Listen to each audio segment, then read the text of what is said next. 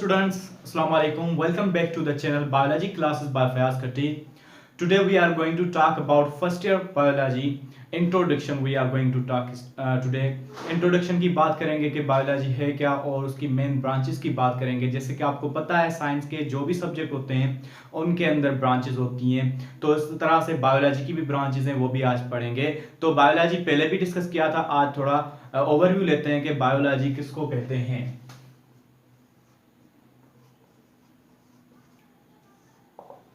Biology एक science की branch है जिसके अंदर हम पढ़ते हैं लिविंग ऑर्गेनिजम्स के बारे में। ठीक है, scientific study of living organism करते हैं। एक्चुअली बायोलॉजी जो वर्ड है दो ग्रीक वर्ड से निकला हुआ है। Bios means life, logos means study, to discourse, okay, knowledge, to gain knowledge means we are getting knowledge about living organisms scientifically, that is biology means study of life is called biology। ठीक है, biology में हम living organisms के बारे में study करते हैं। Living organisms वो होते हैं जिसके अंदर nutrition, reproduction, genetics, heredity, locomotion, इस तरह से प्रॉपर्टीज होती हैं लिविंग ऑर्गेनिजम्स की, तो उसको हम लिविंग ऑर्गेनिज्म कहते हैं। ठीक है, तो अब उसके अंदर लिविंग ऑर्गेनिज्म जो भी हैं तकरीबन दुनिया के अंदर 1.5 मिलियन स्पेशीज हैं। कितने स्पेशीज हैं? 1.5 मिलियन स्पेशीज। स्पेशीज को कहते हैं टाइप्स, एग्जाम को। ठीक है, जैसे कि आप देखते हैं कि बर्ड्स के कितने टाइप्स हैं। ठीक है, एनिमल्स जो है चार पैरों वाले जो है उनके कितने टाइप्स हैं। इस तरह से हर जो है ऑर्गेनिज्म के बहुत सारे टाइप्स हैं। तो तकरीबन 1.5 मिलियन स्पेशीज दुनिया के अंदर मौजूद है, जिनमें से सबसे छोटा जो एनिमल है या लिविंग ऑर्गेनिज्म है वो है बैक्टीरिया, जिसका 0.0001 मिलीमीटर साइज है। और हाईएस्ट मींस लार्जेस्ट जो एनिमल होता है, जो लिविंग ऑर्गेनिज्म होते हैं, वो एनिमल की कैटेगरी में जो है वो ब्लू व्हेल है, ममल। ठीक है, इसके अलावा जो है रेडवुड ट्री जो प्लांट्स के अंदर 300 फीट का होता है। इसके अलावा जो फंजाई की बात करें तो आर्मिलेरिया फंजाई है, वो भी सबसे ज्यादा बड़ी होती है फंजाई लिविंग ऑर्गेनिज्म दुनिया के अंदर है। तो अभी हम बात करते हैं कि बायोलॉजी की ब्रांचेस के बारे में। ठीक है, तो बायोलॉजी की तीन मेन ब्रांचेस हैं, मेजर। ठीक है, बायोलॉजी की तीन मेन मेजर ब्रांचेस हैं। एक है जूलॉजी, जोलॉजी, दूसरा है बॉटनी, तीसरा है माइक्रोबायोलॉजी, तीसरी ब्रांच है। ठीक है, सो जोलॉजी में हम स्टडी करते हैं, जो आपने देखा होगा विजिट जू करने जाते हैं, तो जू मींस एनिमल्स का एक जो है विजिटिंग एरिया होता है, वहां पे एनिमल्स मौजूद होते हैं, वहां पे हम विजिट करते हैं, देखते हैं डिफरेंट टाइप्स के एनिमल्स को, तो वो जू विजिट एरिया होता है। तो जू मींस एनिमल्स। ठीक है, तो study of animals is called zoology, study of animals is called zoology. और बॉटनी में हम पढ़ते हैं प्लांट्स के बारे में, तो study of plants is called botany. Plants जो होते हैं उनके बारे में पढ़ना कि प्लांट्स के कितने टाइप्स हैं और प्लांट्स के अंदर न्यूट्रिशन का प्रोसेस कैसे होता है, प्लांट्स के अंदर स्ट्रक्चर कौन सी है, ये सब कुछ हम पढ़ते हैं, तो वो जो है बॉटनी आता है। ठीक है, इसके अलावा माइक्रोबायोलॉजी, माइक्रोबायोलॉजी लफ्ज माइक्रो से निकला है। Micro means micro organisms, micro means small, okay, micro means small. Biology means living organism की स्टडी, वो जो छोटे लिविंग ऑर्गेनिज्म होते हैं उनकी स्टडी। ठीक है, छोटे लिविंग ऑर्गेनिज्म जिसको माइक्रोस्कोपिक ऑर्गेनिज्म कहते हैं, माइक्रोस्कोपिक ऑर्गेनिजम्स। ठीक है, माइक्रोस्कोपिक ऑर्गेनिजम्स जैसे माइक्रोब्स, जैसे कि बैक्टीरिया हो गया, वायरस हो गया, ठीक है, साइनोबैक्टीरिया हो गया, यीस्ट हो गया। इस तरह से जो स्मॉलर ऑर्गेनिज्म जिसको हम नेक्ड आई से नहीं देख सकते, नॉर्मल जो है आंखों से नहीं देख सकते, माइक्रोस्कोप की मदद से हम देख सकते हैं। माइक्रोस्कोप एक ऐसा औजार है जिसके अंदर हम वो चीजें देख सकते हैं जो नॉर्मल आई से नहीं देख सकते। ठीक है, ये मिलीमीटर में होते हैं तकरीबन 0. जैसे कि बैक्टीरिया हो गया 0.001 या 0.0001 मिलीमीटर। इस तरह के छोटे जो ऑर्गेनिजम्स होते हैं जो हम नेक्ड आई से नहीं देख सकते, उन ऑर्गेनिजम्स की स्टडी कहते हैं माइक्रोबायोलॉजी। ठीक है, और उसके अलावा ये तीन मेजर ब्रांचेस होगी। इसके अलावा भी ब्रांचेस हैं, एक हो गई मार्फोलॉजी। मार्फोलॉजी में हम स्टडी करते हैं, मार्फोलॉजी की मीनिंग है फॉर्म। ठीक है, फॉर्म, इसमें हम स्टडी करते हैं स्ट्रक्चर, लेकिन external structure of living organism, external structure of parts of living organism. Living organism जो भी होते हैं उसकी जो बाहरी बनावट है, किसी भी ऑर्गन की हो गई, आई की बाहर वाली बनावट हो गई, नोज की हो गई, पूरी बॉडी की जो भी स्ट्रक्चर है उसको हम कहते हैं मॉर्फोलॉजी कहते हैं। उसके अलावा दूसरी ब्रांच है एनाटॉमी। एनाटॉमी इसके उलट है, इसमें हम स्टडी करते हैं internal structure of parts of living organism. Organs जो होते हैं या पार्ट्स होते हैं लिविंग ऑर्गेनिजम्स के, उसकी अंदर वाली बनावट पढ़ते हैं। जैसे कि हमने किडनी उठाई, ठीक है, किडनी के अगर बाहर वाली स्ट्रक्चर पढ़े तो मार्फोलॉजी, अगर अंदर वाली स्ट्रक्चर पढ़े कि इसके अंदर क्या क्या मौजूद है, कि मेडुला होता है, ठीक है, कॉर्टेक्स होता है, इसके अलावा नेफ्रॉन होते हैं, कैसे जुड़े हुए, ये सब कुछ हम एनाटॉमी उसको कहते हैं internal study of parts of living organisms. Clear? Okay, आगे मूव करते हैं। इसके बाद है हिस्टोलॉजी। ओके, हिस्टोलॉजी में हम पढ़ते हैं टिश्यूज के बारे में। किसके बारे में? टिश्यूज।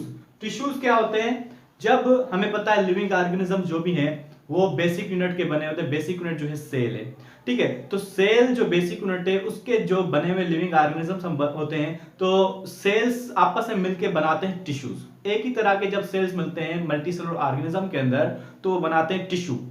तो उन टिश्यूज के बारे में, जैसे कि स्किन सेल के बनाते हैं स्किन टिश्यू बनाते हैं, ठीक है, और बोन के सेल्स जो है वो बनाते हैं बोन टिश्यू। इस तरह से ये हमें नॉलेज मिलती है हिस्टोलॉजी से कि वो आपस में सेल्स कैसे जुड़े हुए हैं, उनके काम क्या है, ठीक है। इसके अलावा जो है ब्रांच है हिस्टोलॉजी के अलावा दूसरी ब्रांच आ जाती है फिजियोलॉजी। ओके, ये हमने बात की यहाँ पे anatomy, anatomy internal structure of organisms, ठीक है। यहाँ पे बात की हमने मॉर्फोलॉजी, बाहर वाली जो है स्ट्रक्चर के बारे में पढ़ते हैं। अब पढ़ते हैं फंक्शंस के बारे में। तो फंक्शंस के बारे में पढ़ने को कहते हैं फिजियोलॉजी। जो भी डिफरेंट सिस्टम्स है हमारे अंदर, जैसे यूरिनरी सिस्टम ऑफ मैन हो गया, ठीक है, जैसे कि है डाइजेस्टिव सिस्टम हो गया, रिस्पायरेटरी सिस्टम हो गया, नर्वस सिस्टम हो गया, इस तरह से जो भी सिस्टम है हमारे अंदर वो कैसे काम करते हैं, फंक्शन कैसा है, ठीक है। तो उन फंक्शंस के बारे में स्टडी करते हैं कि किस तरह से फंक्शन करते हैं। तो सारे फंक्शंस की स्टडी को कहते हैं फिजियोलॉजी। ऑर्गन के बारे में हम पढ़ रहे हैं, बाहर की बनावट पढ़ रहे हैं तो मॉर्फोलॉजी, अंदर वाली पढ़ रहे हैं तो एनाटॉमी, लेकिन उसके अंदर फंक्शंस कैसे हैं तो वो फिजियोलॉजी में आता है, ठीक है। इसके अलावा दूसरी ब्रांच है जेनेटिक्स, ठीक है। जेनेटिक्स में हम पढ़ते हैं hereditary characters. Hereditary characters means जो खानदानी कैरेक्टर्स जो होते हैं, पेरेंट्स टू ऑफस्प्रिंग, जो डीएनए आता है मुंतकिल होता है, उसके थ्रू जो कैरेक्टर्स भी अपीयर होते हैं ऑर्गेनिज्म के अंदर, वो कैसे कैरेक्टर्स अपीयर होते हैं और उनमें डिफरेंसेस जो आते हैं वो कैसे आते हैं, क्या प्रोबेबिलिटी हो सकती है, वो सारा कुछ हम पढ़ते हैं जेनेटिक्स में। क्लियर? ठीक है। इसके अलावा भी दूसरी ब्रांचेस हैं, हम अब ये मिटाते हैं।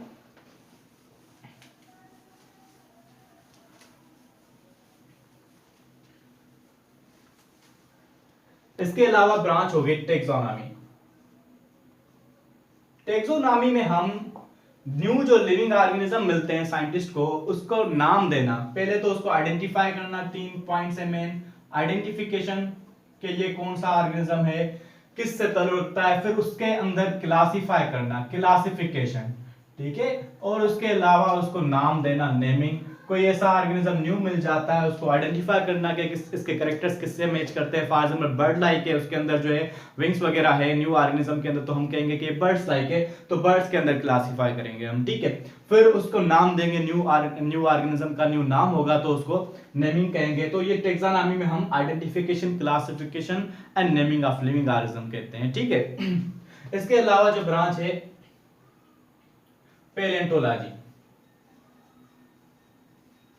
पैलेंटोलॉजी में हम फॉसिल्स की स्टडी करते हैं।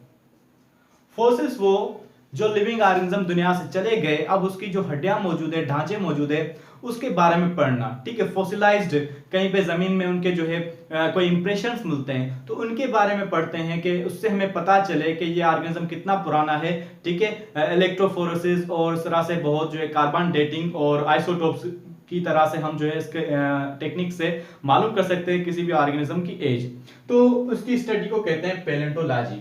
अगर हम जूलॉजी, अगर प्लांट्स के बारे में पढ़ रहे हैं तो प्लांट्स के फॉसिल के बारे में पढ़ रहे हैं तो पैलियो बॉटनी हो जाएगा, ठीक है। अगर हम एनिमल्स के फॉसिल के बारे में पढ़ रहे हैं तो पैलियो जूलॉजी हो जाएगा, ठीक है। अब उसके अलावा पैलियो बॉटनी, पैलेंटोलॉजी के अलावा है साइटोलॉजी, ठीक है। साइटो लफ्ज की मीनिंग है सेल। तो स्टडी ऑफ सेल, सेल के अंदर हम पढ़ें कि सेल के अंदर क्या क्या कंपोजिशन है सेल की, ठीक है, सेल की स्ट्रक्चर कैसी है, उसके अंदर आरएनएस वगैरह कैसे मौजूद, पूरी हम स्टडी करें तो उसको कहते हैं साइटोलॉजी, या दूसरा नाम इसका है सेल बायोलॉजी। सेल बायोलॉजी इसका दूसरा नाम है, ठीक है। इसके अलावा है पैरासाइटोलॉजी, जो कि फर्स्ट ईयर के अंदर मौजूद है। फर्स्ट पैरासाइटोलॉजी, पैरासाइटोलॉजी में हम पैरासाइट्स के बारे में पढ़ते हैं। पैरासाइट्स वो ऑर्गेनिजम्स होते हैं जो दूसरों को नुकसान पहुंचा के अपना खाना हासिल करते हैं, तो उन ऑर्गेनिजम्स को पैरासाइट कहा जाता है। कि जैसे कि मॉस्किटो हो गया, मॉस्किटो जो हमें ब्लड सक करता है, वो हमें जो है नुकसान पहुंचाता है, जो डिजीज काज करता है, तो मॉस्किटो वो क्या कहलाएगा, पैरासाइट कहलाएगा। तो वो कैसे ट्रांसमिट करता है, जो मलेरिया भी काज करता है, प्लाज्मोडियम हमारे अंदर ट्रांसमिट करता है, उसके अंदर लाइफ साइकिल कौन सी है, तो सारी हम स्टडी करें पैरासाइट्स के बारे में, तो हो गया पैरासाइटोलॉजी, ठीक है। इसके अलावा दूसरी ब्रांच है एनवायरमेंटल बायोलॉजी।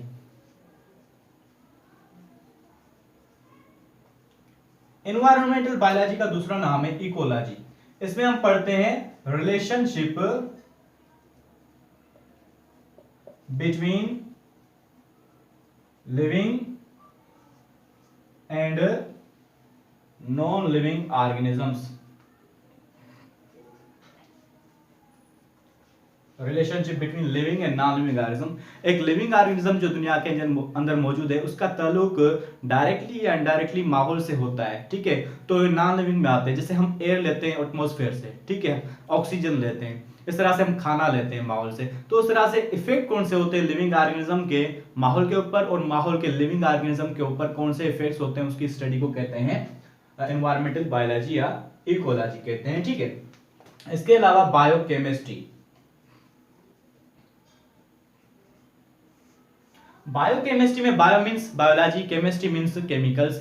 बायोलॉजी और केमिस्ट्री का आपस में अंडरस्टैंडिंग की वजह से एक ब्रांच बनी है, तो उसमें ये होता है बायो मींस लिविंग ऑर्गेनिजम्स के अंदर जो केमिकल्स होते हैं उनकी स्टडी करते हैं कि कैसे केमिकल्स, बेसिकली लिविंग ऑर्गेनिज्म जो दुनिया के अंदर जो भी चीज है वो एटम की बनी हुई है, तो means we are also made up of atom, mean chemicals के बने हुए। तो केमिकल्स कैसे हैं, हमारे अंदर कौन से काम करते हैं, जैसे कि जो है प्रोटीन्स हो गए, ठीक है, प्रोटीन्स, कार्बोहाइड्रेट वगैरह, इस तरह से जो है केमिकल्स हमारे अंदर मौजूद है, उनकी स्टडी करें तो वो हो गया बायोकेमिस्ट्री, ठीक है। इसके अलावा बायोटेक्नोलॉजी।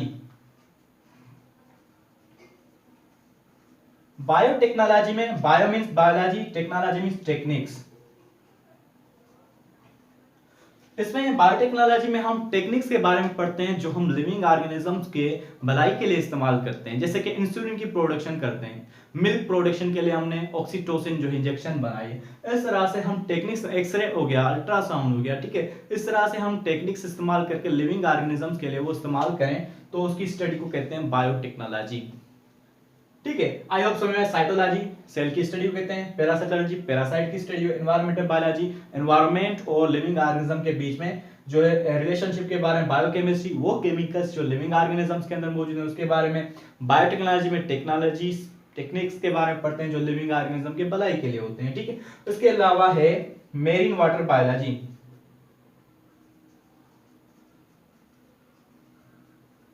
मेरीन वाटर बायोलॉजी में हम वो ऑर्गेनिजम्स जो लिविंग ऑर्गेनिजम्स जो किसी समंदर में रहते हो, मींस साल्टी वाटर में रहते हो, जैसे समंदर, सीज एंड ओशंस में रहते हो वो ऑर्गेनिजम्स, उसका जो है लिविंग जो भी हैबिटेट होता है वो उसके अंदर डिफरेंट तरह का होता है नॉर्मल वाटर वाले जो फ्रेश वाटर होते हैं उससे, तो उसकी बारे में पढ़ना, उन ऑर्गेनिजम्स के बारे में पढ़ने को कहते हैं मेरीन वाटर बायोलॉजी, ठीक है। उसके अलावा fresh water biology.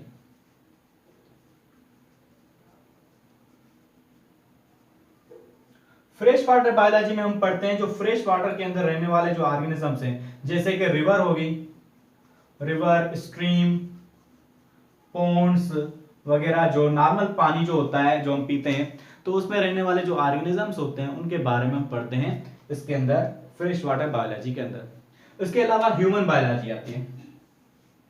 Human biology, human biology में हम सब कुछ लिविंग ऑर्गेनिज्म के अंदर में से ह्यूमन के अंदर स्पेशली ह्यूमन, हम ह्यूमन के बारे में स्पेशली पढ़ते हैं कि ह्यूमन की एनाटॉमी कैसी है, मींस इंटरनल स्ट्रक्चर कैसी है, ह्यूमन की मॉर्फोलॉजी कैसी है, बाहरी बनावट कैसी है, ह्यूमन की साइटोलॉजी कैसी है, ह्यूमन की इन्वायरमेंटल बायोलॉजी कैसी है, ह्यूमन की बायोकेमिस्ट्री कैसी है, ह्यूमन की जो है टेक्नोलॉजी के मदद से बायोटेक्नोलॉजी कैसी है, इवोल्यूशन कैसी है, जेनेटिक्स कैसी है, कहाँ से इवोल्व हुए हैं ह्यूमन बीइंग, तो उसके एग्जाम कौन से हैं, कैसे बने, तो सब कुछ ह्यूमन के बारे में पढ़ें तो हम कहते हैं ह्यूमन बायोलॉजी। ठीक है, इसके अलावा लास्ट वाली ब्रांच है, ठीक है, उसके अंदर हम पढ़ते हैं सोशल बायोलॉजी। सोशल बायोलॉजी, इसमें हम पढ़ते हैं वो लिविंग ऑर्गेनिज्म जो ग्रुप्स बना के रहते हैं, सोशल एनिमल्स होते हैं जैसे कि बीज हो गए और ह्यूमन बीइंग हो गए। ठीक है, तो उनके आपस में रहना करना और कैसे अंडरस्टैंड करते हैं एक दूसरे की लैंग्वेज, ये सब कुछ हम उसके बारे में पढ़ते हैं ह्यूमन बायोलॉजी और सोशल बायोलॉजी के अंदर। So these were the all branches of the biology which we almost cover in the first class and the 9th class FSc. ठीक है, इसके अलावा बहुत सारी ब्रांचेस, लेकिन मेन जो है हमारे बुक्स में जो मेंशन की गई हैं वो ये ब्रांचेस हैं। I hope you understand well. अगर आप लोगों ने मेरा चैनल सब्सक्राइब नहीं किया तो चैनल को सब्सक्राइब करें। ऐसा ऐसा जैसे ही मुझे टाइम मिलेगा तो मैं न्यू लेक्चर्स आपके लिए बनाता जाऊंगा, आपको इजी करने के लिए। ठीक है, थैंक यू फॉर सब्सक्राइबिंग।